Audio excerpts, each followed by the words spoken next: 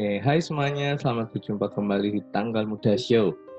Kali ini adalah segmen baru di Tanggal Muda Show channel. Kalau seperti biasanya kita unboxing, kita hunting, kita custom, kasih tips. Nah, kali ini segmennya agak beda.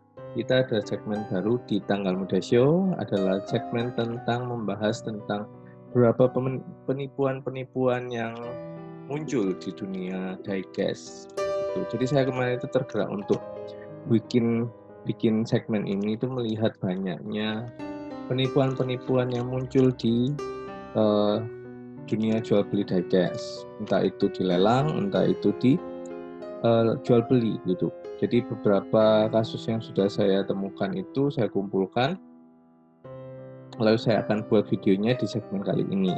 Semoga kedepannya saya harapkan segmen ini itu dapat membuat kita itu punya sedikit kesadaran untuk para seller ataupun buyer, bidder, pelelang, untuk kita belajar sama-sama dari kesalahan orang lain ya. Jadi untuk para pembeli sekalipun buyer ataupun bidder kayak gitu, video ini bukan untuk menjelek-jelekan suatu pihak.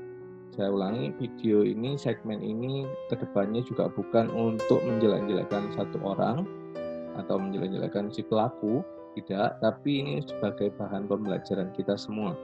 Mengingat juga saya akan tidak akan menayangkan nama pelakunya. Jadi sekedar kasusnya saja yang akan saya angkat untuk pembelajaran para digester semuanya yang menjadi subscriber dari Tanggal Muda Show. Oke, karena ini segmen pertama, masih baru, jadi kalau kalian nggak suka bisa kasih dislike, kalau suka kasih like, dan kasih masukan dong kira-kira untuk kedepannya segmen ini enaknya gimana. Oke, jadi hari ini episode pertama, bisa minta tolong komennya juga, like-nya juga kalau suka, atau dislike kalau nggak suka. Nih kebalik, nah dislike-nya juga kalau nggak suka. Oke, jadi ini dia segmen pertama kita, episode pertama kita dengan kasus seperti ini. Check this out.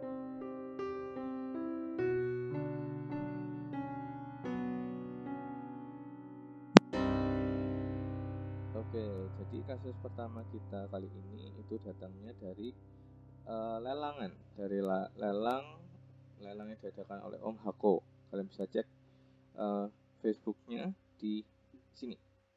Oke, nah waktu ini Om Hako itu lagi melelang suatu item, dan waktu itu memang harganya itu item ini rada hot gitu ya, jadi mahal gitu. Lalu mulailah para bidder ini mulai masuk nih. Ini ada yang sebentar saya zoom in dulu.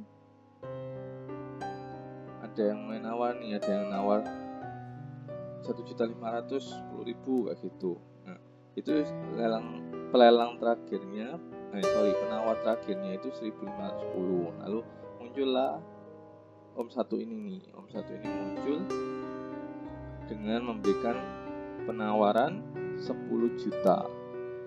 Wah, langsung deh penawaran yang bombastis, cetar membahana, mengguncang dunia ini, ya kan? Mendapat banyak respon, entah kaget, ketawa, ataupun like sebanyak 10. Lalu Om Hako Ismail ini mungkin dia sedikit curiga atau apa, dia langsung cek PM, dia langsung komen, cek PM ya Om.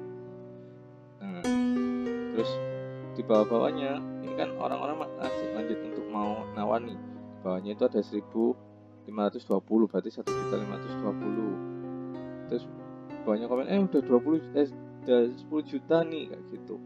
Nah lo, jadi itu akhirnya membuat aliran penawaran di lelangnya Om Hako ini terhenti.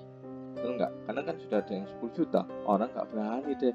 Kalau sudah 10 juta mereka keder deh, mundur pelan-pelan nih mereka nih ceritanya nih, ya kan? Nah, singkat cerita Om Hako ini nge-DM si omnya ini. Nah, jadi di DM untuk memastikan benar nggak sih dia itu, ini screenshot antara chatnya Om Hako dengan orang yang menawar tadi itu. Mohon informasikan alamat lengkap dan nomor HP ya Om, thanks. Nah, kelihatan dari sini kalau Om Hako ini kelihatannya tipe pelelang yang tidak memberikan syarat. Kita ulangi.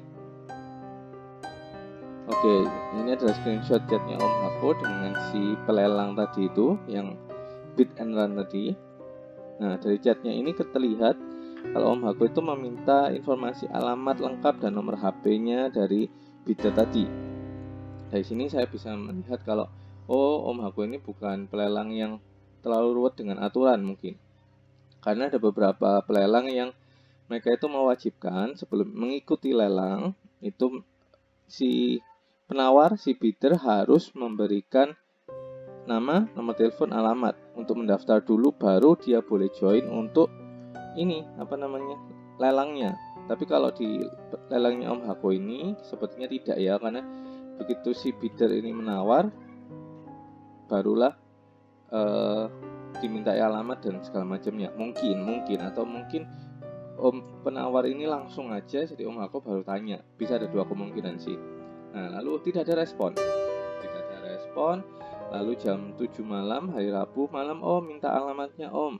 Tidak ada respon lagi. Baru 1 jam kemudian tuh terlihat jamnya 19.59. Om Hako tanya lagi nih, mungkin dia ngetes juga nih, kok yang kemarin nggak dibales, dites terus nggak dibales lagi.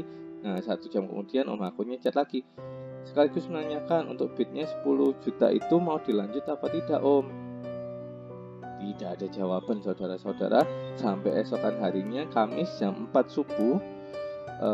Om Hako chat lagi tuh, halo Om, masih nggak ada balasan.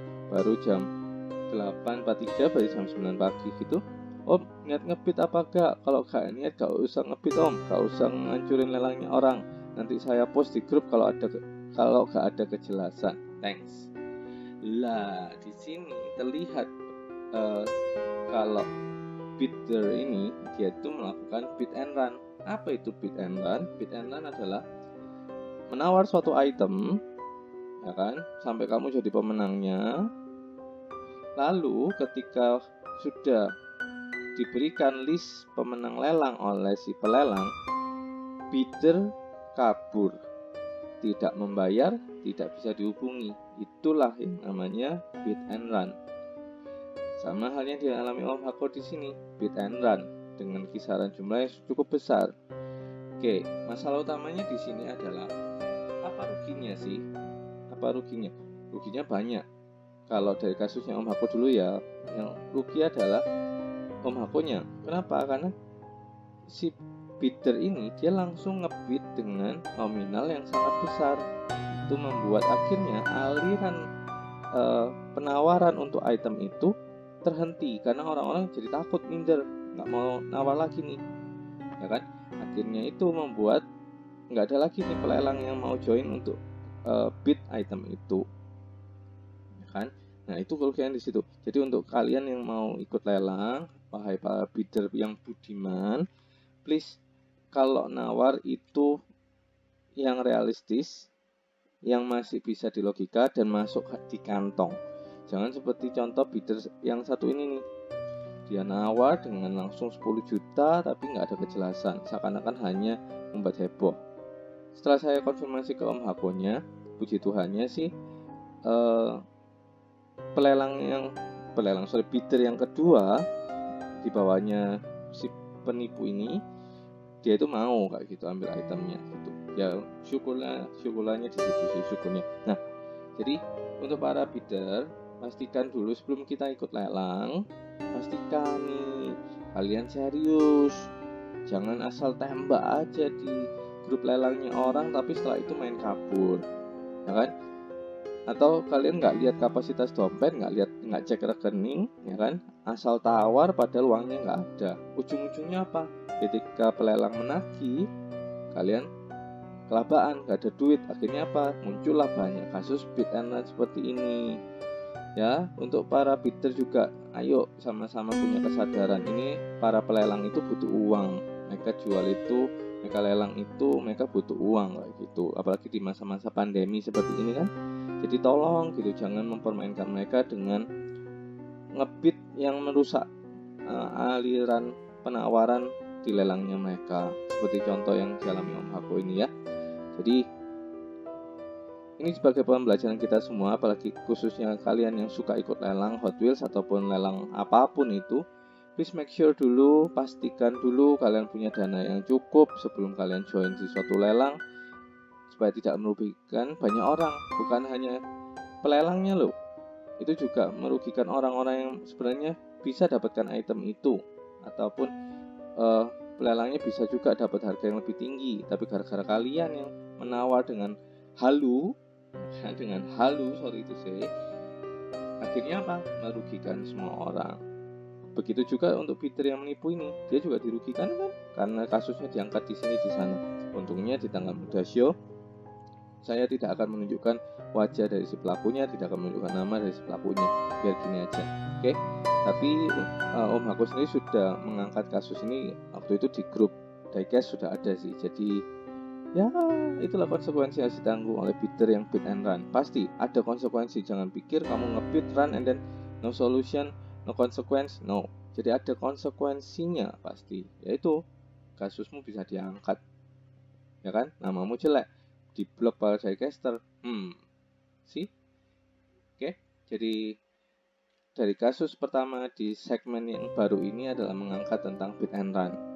Pastikan para pelelang juga menjamin keamanan dengan mendata mereka terlebih dahulu, mungkin lebih baiknya, kan baru mereka boleh join lelangnya. Baiklah, kurang lebih segitu aja video kita kali ini. Semoga video ini dapat memberi banyak pelajaran untuk kita semua, supaya kita tidak jadi manusia-manusia toksik yang hanya bisa melemparkan racun, melemparkan masalah ke orang lain. Jadi harusnya kita jadi berkat, bukan jadi toksik. Oke, terima kasih sudah menonton video ini. Kalau kalian suka, klik tombol like. Tidak suka, kasih dislike aja nggak apa-apa. Terus bisa share video ini untuk membantu banyak bidder para pelelang untuk semakin sadar diri ya. Terima kasih sudah menonton. Tunggu video kami selanjutnya di segmen-segmen seperti ini selanjutnya. Bye bye.